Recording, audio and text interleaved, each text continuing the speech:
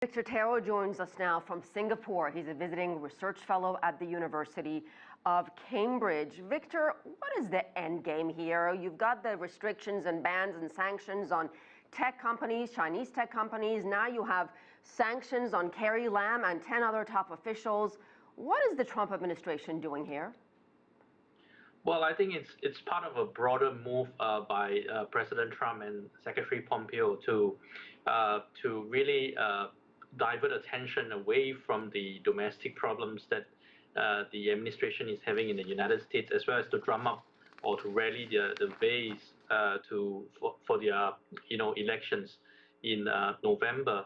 So singling out China as a target has become the political strategy. Now, obviously, there could be national security considerations as well, but judging by what has gone on in the past year or so, I would say that that probably takes lower precedence than winning the elections for the president. So these sanctions apparently mean Carrie Lam and the others, if they have any kind of property in the U.S., that property will be seized rather, their financial assets frozen. Carrie Lam has already said, I don't have anything in the U.S., so if you don't have any kind of assets in the United States, how do these sanctions really impact you? Well, I think first and foremost, I would say that the sanctions are very targeted. So they are locked and loaded and aimed at the 10 or 11 individuals. Some of the cabinet ministers, the police commissioner, as well as some Chinese officials that are in charge of the Hong Kong affairs. So basically the director of the Hong Kong and Macau Affairs Office, as well as the liaison office. Those individuals are being sanctioned, and the sanctions call for the freezing of the assets in the United States, as well as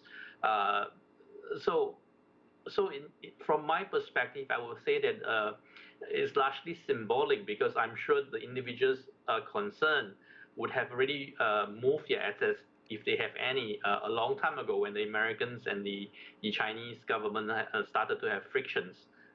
It would only make sense.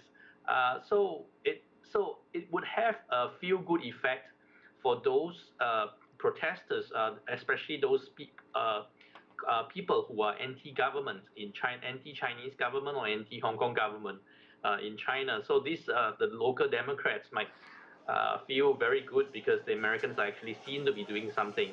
Now, the Chinese officials in mainland China might be worried, especially those who have a large amount of cash or bank deposits in the U.S.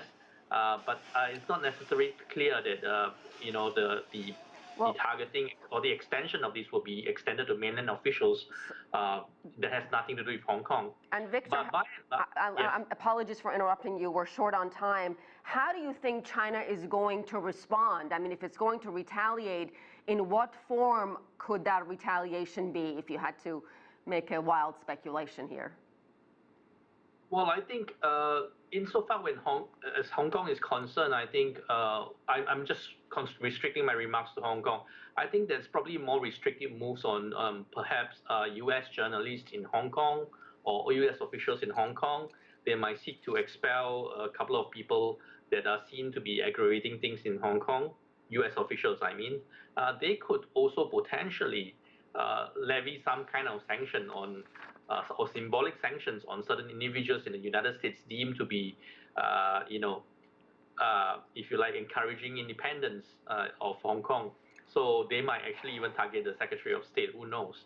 But I would say that the Chinese foreign minister, given what he has said today, he's actually reaching out to the Americans. He's actually saying, well, perhaps we should think about repairing relations. He's been pretty reconciliatory today. So I would imagine that the Chinese would refrain from sanctions for the time being, all right, or refrain from any kind of actions.